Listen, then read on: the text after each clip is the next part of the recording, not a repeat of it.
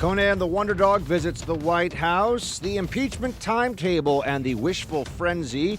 Democrats are actually Putin's puppet. Let's be thankful for incredible employment in this country. A federal animal cruelty law goes into effect, and Twitter suspending people for putting out facts. That and more coming up.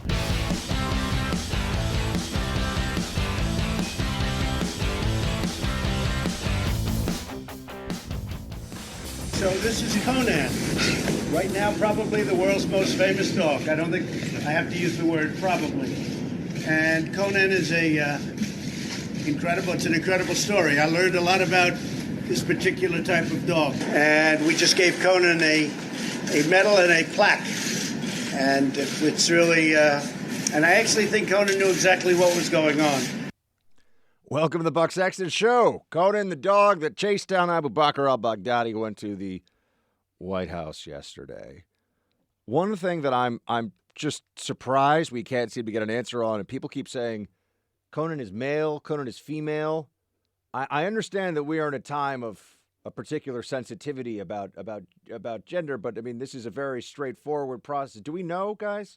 I've seen it reported that Conan's a boy dog and Conan's a girl dog. Well, Conan's a wonder dog. That much is for sure. We know that. And there were a lot of folks that were smiling yesterday as the president brought Conan, the special operations dog, to the White House. Sure enough, if you thought that there would be no way that the journos would make this something that Trump did wrong or that Trump is to be criticized for, there were people who were saying that they didn't like Trump bringing the dog to the White House. They didn't like that Trump made a joke about the dog going after reporters. Nothing is allowed to be funny. Nothing is allowed to be lighthearted. It all has to be always and at all times destroy the Trump presidency. If you deviate from that for even a moment, even just to say, wow, look at the really cool Belgian Malinois that is at the White House that was involved in a very high level and successful U.S. military raid to go after the most wanted terrorist really in the world. I think you would argue, or you could argue, Abu Bakr al-Baghdadi is more wanted than Ayman al-Zawahiri. By the way, as we are here in New York City, there is also I don't know what is going on, but down the hallway, there's a whole slew of puppies from, what is it? It's from the ASPCA? This is a sign. They come to iHeart once a year, I believe. Ah. And I just went to walk and get water, and there were just a bunch of puppies there. They're just and adorable. There's just they're just little puppies all playing. There's like 6 of them. So they're about 15 feet from our studio right now, and they're absolutely adorable. And they need homes. They need to be adopted. They do adoption drives every year before the holidays. You know what would be a great wedding gift, producer Mark? I live in an apartment, Buck. The dog I held is going to be huge. If you look at its paws, yeah, it's going to be huge. She's gonna make him get a house though. Yeah. You gotta have room for the puppies and for little Marks and little Marquettes that are going to be coming. Puppies first, then we'll talk about. That's what I always say. Puppies first. All right. So the good news about this week is that the journos are all pretty much on early vacay because they work so hard. So we get to talk about whatever we want here in the Freedom Hut. There are some interesting things breaking. There's some stories that we can dive into a little bit more deeply because we're not in the midst of. I think it was Jonathan Swan over at Axios who referred to Democrats' impeachment mania as a wishful frenzy. I've said it's a nice turn of phrase for Mr. Swan. I agree with that. A wishful frenzy indeed. Oh, it's coming. It's happening. That's why we had producer Mark play a montage. We need a montage. I haven't seen Team America in so long that I might actually go back and watch it again over the holidays. And they never made a sequel, which I was promised. I was told there would be a sequel, and there was not a sequel. But we had a montage for you, and it was from 2017. And it was everybody from Don Lemon to Joe Scarborough and everybody else. Oh, the walls are finally closing in on this president. He's gone too far. It's all over for him. The beginning of the end. That's what I'm trying to think what the other canned phrases are that we always hear. Turns out it's not the beginning of the end. To borrow from Churchill, it is the end of the beginning, however, in this impeachment process. We are now in the midst of it. And some interesting notes on the timeline. I wanted to establish today where it's all just going for a moment so that we can have an expectation as they're going to come back. Congress is going to come back and Right now, they're in recess. Their staffs, though, are working furiously on this report. So I want us to know what to expect going forward, because there's going to be a race to the finish. Because the members of Congress are not going to spend Christmas and the holiday in D.C. working. No. Congress doesn't do that kind of thing. So they're going to have to cram and ram all this stuff so that it gets done within the timeline. It's almost like politics and the political timeline specifically of the Democratic primary is pushing this whole thing. And that it's not about the sanctity of our republic and protecting the foundations of our Constitution. Nancy Pelosi is weeping at the notion that they have to impeach the president. They really don't want to. He's just such a big, mean meanie that they have to impeach him. No, they don't really have to impeach him at all, as we know. They were going to impeach him no matter what, but let's now look at what's going to happen. There's been a clear drop in the polls in support for certainly removal of the president and even impeachment of the president. Some are saying, I believe it was Ari Fleischer, who's a savvy political observer, he said perhaps now would be a good time for them to just go for a vote of censure instead of going all the way here and voting for an actual impeachment of the president. I'm telling you, Democrats can't do that, because we have to remember what the first purpose of all of this is. It's not to get to the truth. It's not to protect the Constitution. It's not to give a full accounting of the facts to the American people about an incident that no one's even really going to remember in 6 months, maybe even 6 days, after at least this whole thing is over. It is about trying to make sure the president of the United States is at a disadvantage in the election, using the process as a weapon against President Trump's reelection chances. That's all this is. That's all this is, ultimately, in terms of its purpose. The left demands this, the Democrat base, the progressive maniacs who stand outside of college amphitheaters and chant by the thousands, curses and swears and call everyone racist and all. That component of the Democratic Party, which is increasingly the Democratic Party, the mainstream of it, they insist that a president that they have called a traitor, a criminal, a rapist, certainly a liar many times, crazy, I can't think of, I'm probably leaving a few out, that they've called all those things. How could the Democrats say all that and then not impeach him, as far as the left is concerned? So we are going to an impeachment vote. That is, I think, a fait accompli.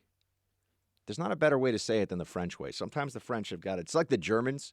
Sometimes the Germans have some super long word that means something very specific, and when you need that word, say it in the German, Is there a better way to say zeitgeist than zeitgeist? I don't think so. That's not a long one, but there's some really long ones too.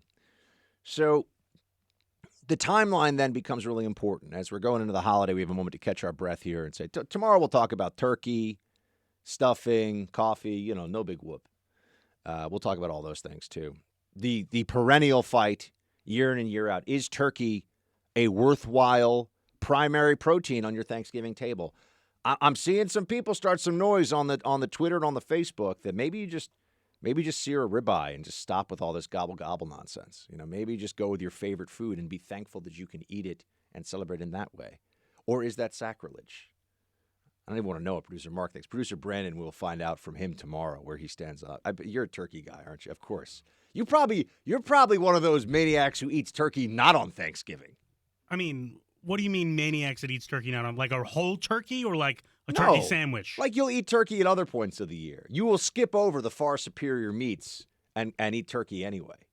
Yeah, I'll have a turkey sandwich, like sliced deli meat, maybe a turkey burger occasionally. This is part of the problem here. We need truth in turkey. I don't see what the problem is. And turkey's just not a worthwhile meat. Are you going to hate me that I say I'm a dark meat turkey type of guy? No, I like the dark meat. All dark right. meat turkey, dark meat chicken. You only live once.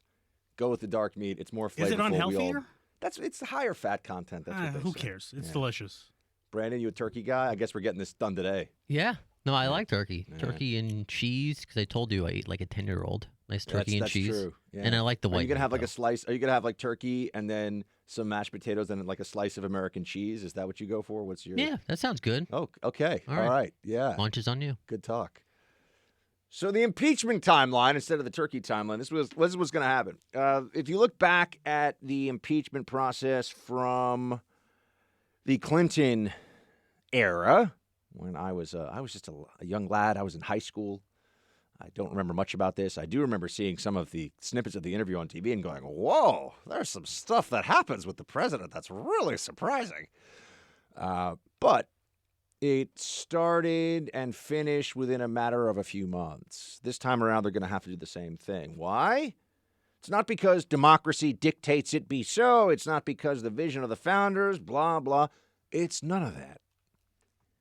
It is because Democrats have to get this thing done before you have a bunch of Democrat senators who need to be showing up in the Iowa caucuses and in the first New Hampshire primary in early February.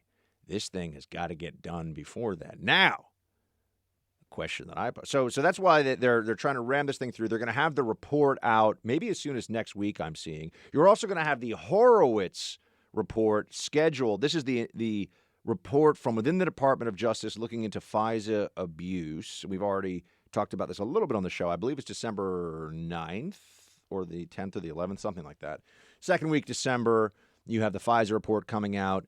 I don't know how they're going to try to time this with the release of the impeachment report, but we already know what the impeachment report's going to say. It's just going to be another version of the recitation of bloviation and exaggerated, disconnected factoids that Adam Schiff has been reading out at the start of each proceeding. That's all it will be. They may tack on to it some other things. And right now they're probably furiously looking at the data to decide, do we call it bribery? Do we call it extortion? Do we call it abuse of power? Abuse of power has the most leeway. It's not bribery and it's not extortion. So they can call it that, but now they're just making stuff. Now they're just crazy, which I guess they are, but that's a leap. Everybody knows that's a leap. But they have to get this thing done before the Iowa caucuses rolls around, or else they're going to start to have some problems. It's going to look like they didn't really think this thing through. I think it's quite possible they didn't really think this thing through. And that brings me to my main man, Cocaine Mitch, Senate Majority Leader Mitch McConnell. He and his Senate Republican colleagues will be in a position to drag, using the process, just like Democrats do, to drag the Democrats through an annoying, difficult stretch just to sort of show the country as much dirty laundry from the Democrat side as possible on all this. Get Hunter Biden out there, call Adam Schiff. I worry that this is where Republicans say, oh, well, Republicans in the Senate, will say, oh, well, we're through all that. We're too good to do that now. We're not going to do that. No. We are going into the 2020 election, my friends. This is an eye for an eye territory. This is time to make the Democrats live by the rules that they establish for all of us. And the only rule is that there are no rules when they have power. So maybe it's time they get a taste of their own medicine. I hope Cocaine Mitch decides to exact a terrible price from the Democrats through the Senate trial. We will see if he does. But now you know it's got to happen really in a matter of weeks. They do not have months unless they plan on just allowing the impeachment proceeding in the Senate to hijack the Democrat primary. And given that Bloomberg just got in, everybody understands that this Democrat primary, there's no front runner. There's no one who's particularly inspiring or great. I don't think they want to add to their troubles. Unless, of course, you want to make the argument that Hillary Clinton is behind all of this on the sidelines, be in the shadows, just waiting for her moment to emerge as the consensus candidate. But let's not get too conspiratorial. Not today, maybe tomorrow.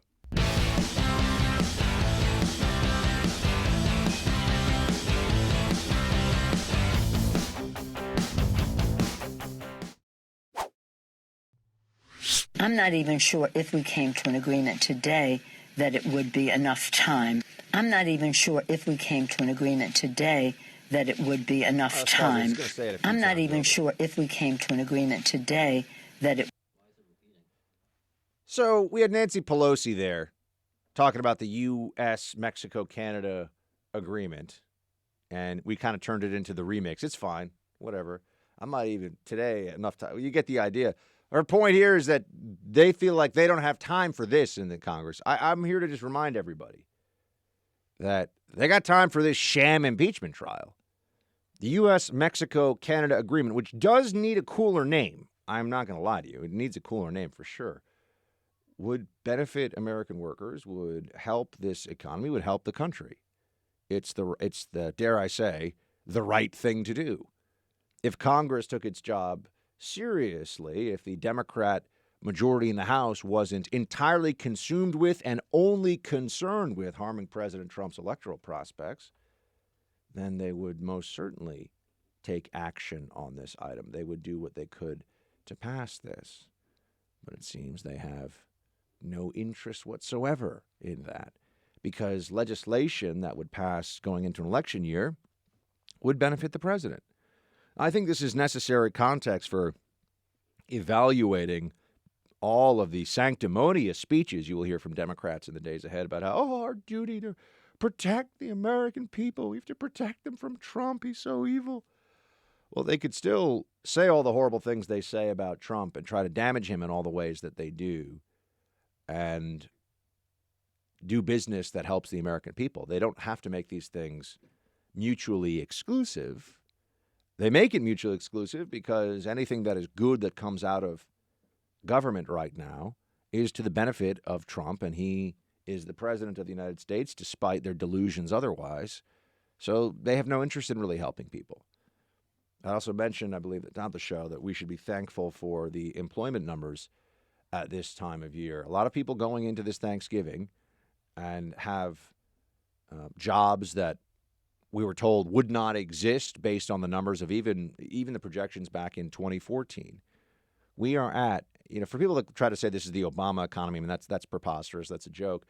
We are at a 50-year low. It has been 50 years since we have had so many people, particularly of prime working age, from 25 to 54, which I believe is also the demo for media stuff, right? 25, 54. Yeah, consider that prime working age too.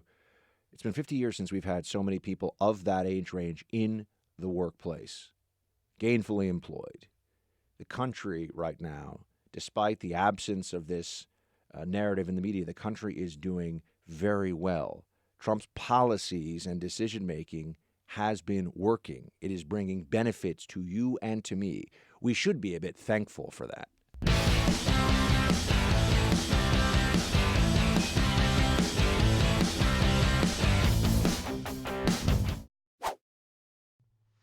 But the fact remains, we have a president, a commander-in-chief, who has no respect for the rule of law and no concern whatsoever for ethics or honor, or for the values that truly make America great.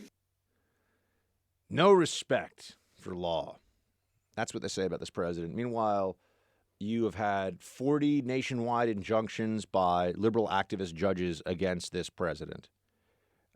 That is 20x what you had under the Obama presidency.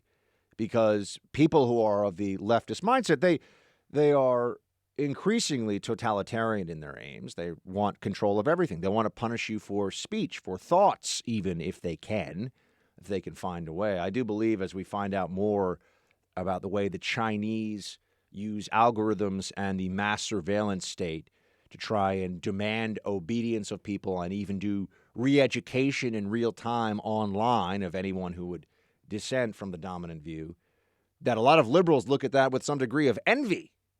If only we could do that here. Meanwhile, a lot of us look at this and say, they already have near information dominance because of the way social media works, because of the way our broadcast networks have just, they have adopted this narrative that liberalism and the truth are synonymous. So anything a liberal thinks must be true. It's not that they're liberal, it's that it's just the way it is. This is a stunning departure from good faith journalism, from good faith provision of information. But meanwhile, Michael Bloomberg runs around saying that we are to be terrified of what the president will do in this country, and he has no respect for the rule of law, no respect for ethics or honor. You mean like the Clintons? That's a family with a lot of respect for ethics and honor, right? That was what we were told we should. That was the option we should have taken last time around. The same people lecturing you right now about how Trump is so unethical and so. They're also the same people who pretend that Hunter Biden getting millions of dollars to do a no-show job in Ukraine while his dad is point man on policy there. That's fine. That's fine. No problem. Nothing to see there. It's not illegal. Yeah, well, neither is what the president did with Ukraine, is it?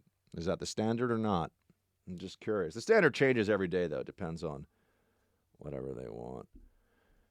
I wonder what changed here. It wasn't long ago that Michael Bloomberg, who was the latest entry into the Democrat primary, Michael Bloomberg said that he was too old. Would you, producer Brandon, would you play clip 17, please?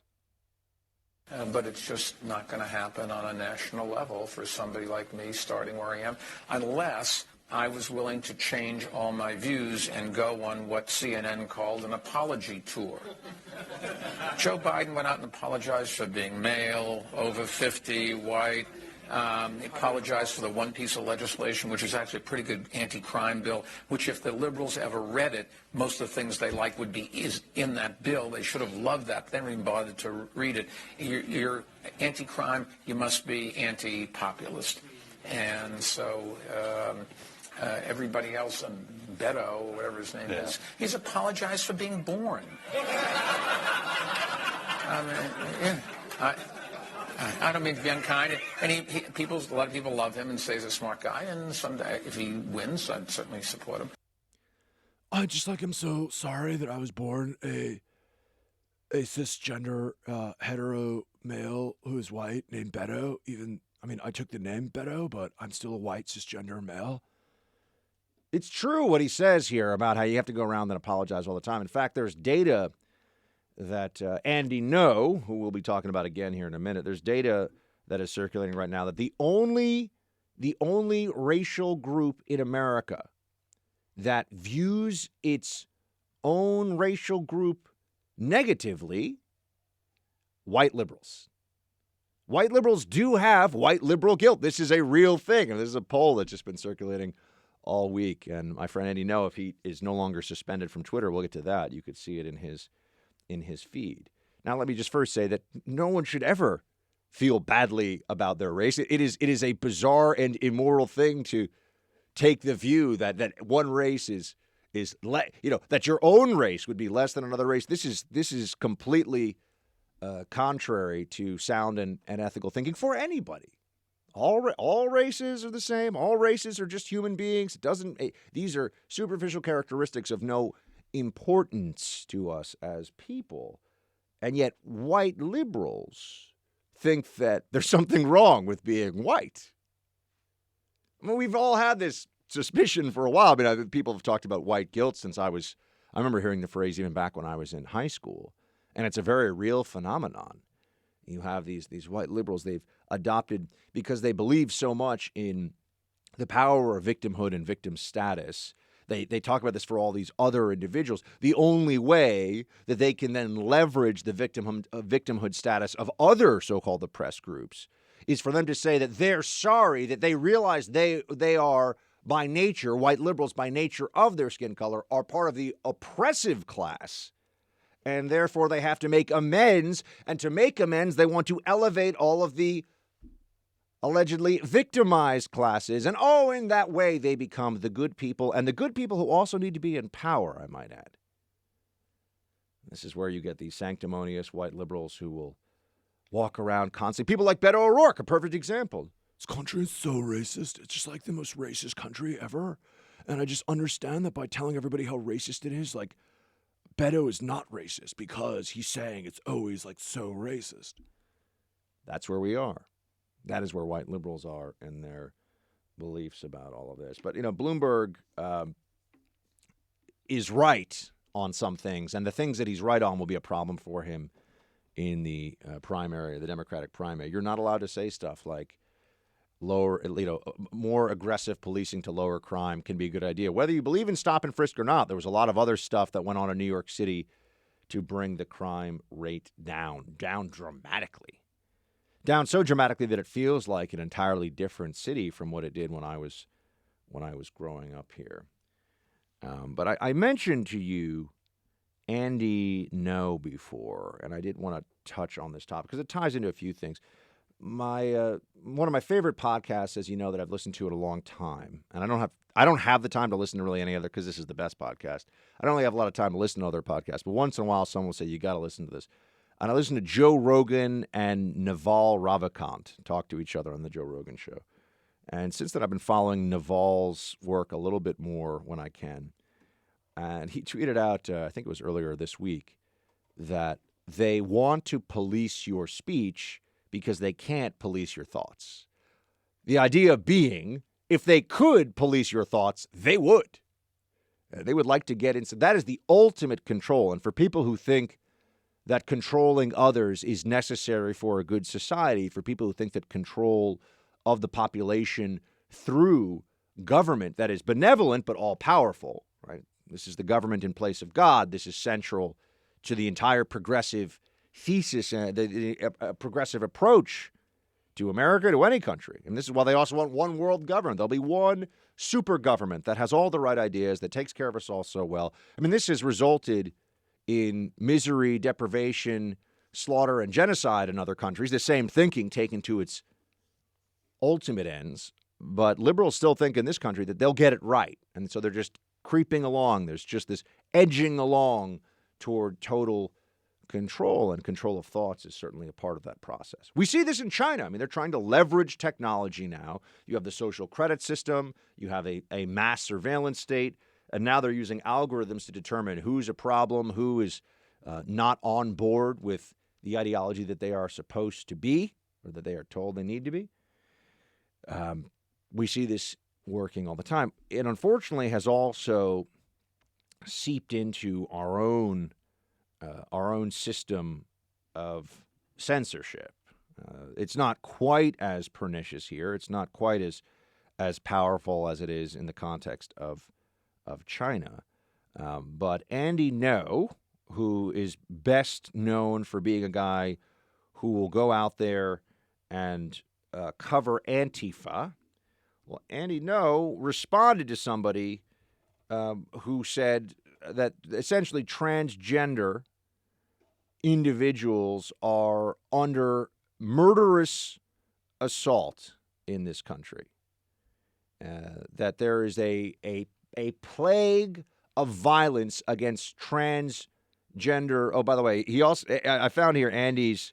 This is a 2018 survey from ANES. I don't even know what that is, but Andy tweeted this out: mean in-group bias by race or ethnicity, and you have a huge disparity of white liberals who do not like the fact that they are white, which is a thing that it's not surprising to any of us, but it is noteworthy as we see what's going on.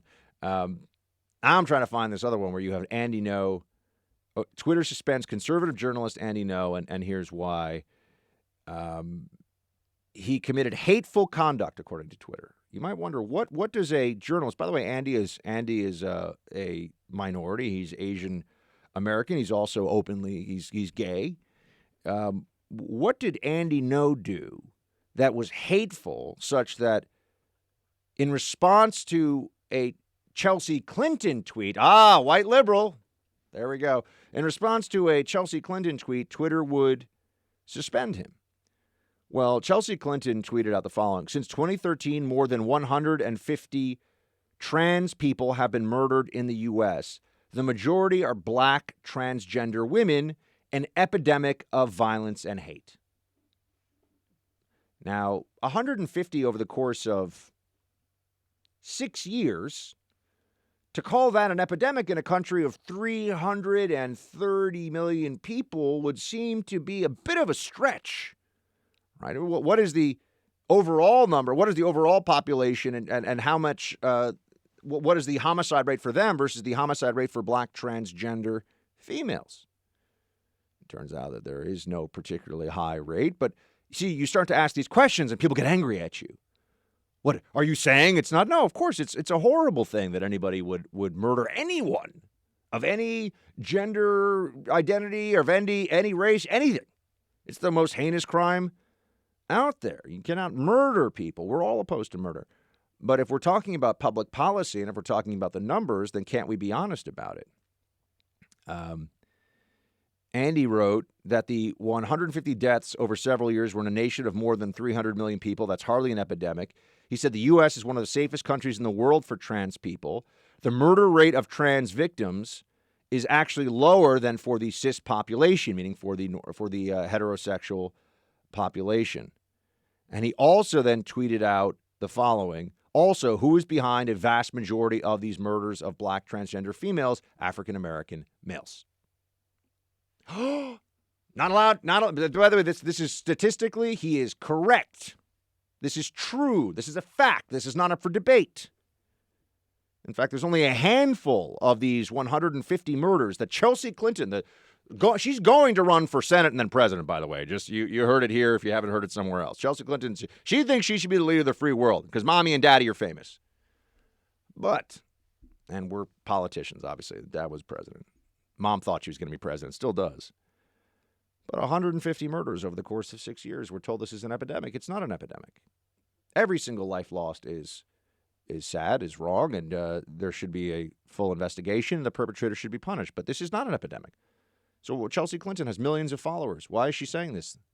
Oh, because it's the virtue signaling of look at this particularly oppressed group and how concerned Chelsea Clinton is with this oppressed group.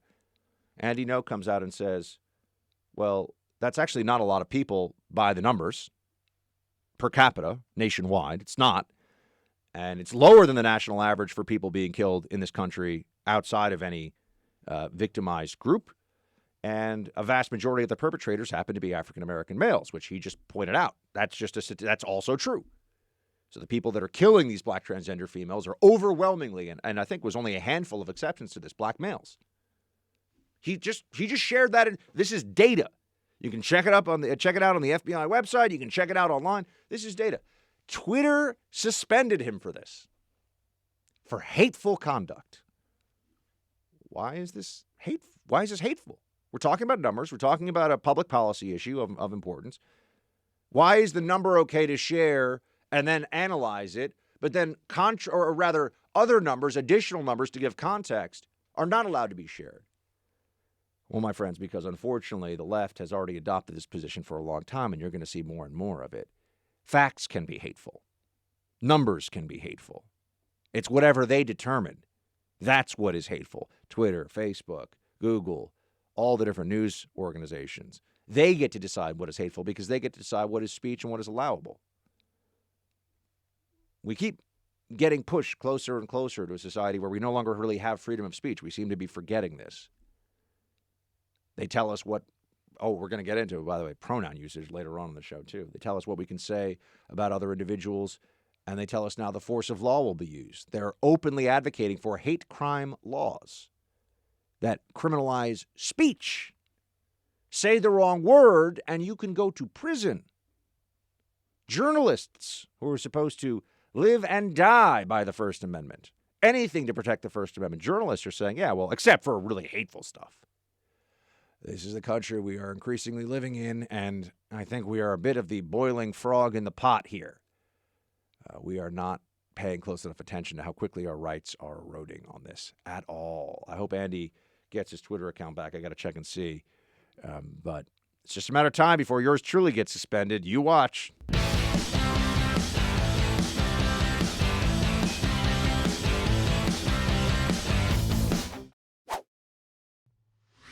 God's used imperfect people all through history. King David wasn't perfect. Saul wasn't perfect. Solomon wasn't perfect. And I actually gave the president a little one-pager on those Old Testament kings about a month ago. And I shared it with him. I said, Mr. President, I know there are people that say, you said you were the chosen one. And I said, you were. I said, if you're a believing Christian, you understand God's plan for the people who rule and judge over us on this planet in our government. pretty uncontroversial stuff if you're a believing Christian from Governor Rick Perry, now Energy Secretary Rick Perry, and liberals freaked out about it. Why? Because they're okay with Democrats in office talking about God, but when a Republican does it, the theocracy has arrived. I just had to know. I mean, this was so absurd, so silly. This became a news story yesterday that Rick Perry, a Christian, says that God chooses leaders and that God's hand is at work in all things in the world. God has a plan. This is now controversial.